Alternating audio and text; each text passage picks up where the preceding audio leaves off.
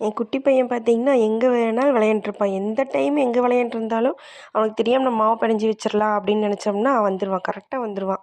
அவனுக்கு கொஞ்சம் மாவு குடுத்துறணும். இல்லைன்னா கோவம் வந்துரும், சண்டை வந்துரும். பெரிய பையன் பார்த்தீங்கன்னா, அந்த ஃபில்டர் தண்ணி வெளியில வரும்ல வேஸ்ட் தண்ணி, அத புடிச்சு எல்லாம் நப்பிக்கிட்டு இருப்பான். அவனுக்கு அது ஒரு விளையாட்டு. குட்டி பையன் பார்த்தீங்கன்னா, அந்த இருக்கிற எல்லா ஸ்பூனு, கரண்டி எல்லாம் எடுத்து கீழ போட்டு சாப்பாடு செய்றேன் நானும், அப்படின்ட்டு வந்து உட்காந்துக்குவாங்க. எனி டைம் 2 பேரும் என் கூடயே தான் சுத்திக்கிட்டு இருப்பாங்க. எந்த வேலை செய்யறனாலும் நான் பார்த்து செய்யணும். கொஞ்சம் பார்க்காம கால் வச்சுட்டோம்னா விழுந்தரணும்.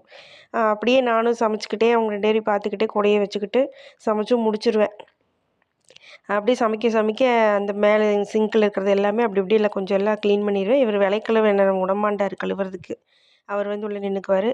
நம்ம அப்படியே சப்பாத்திக்கு குருமா ரெடி பண்ணியாச்சுங்க நைட்டு.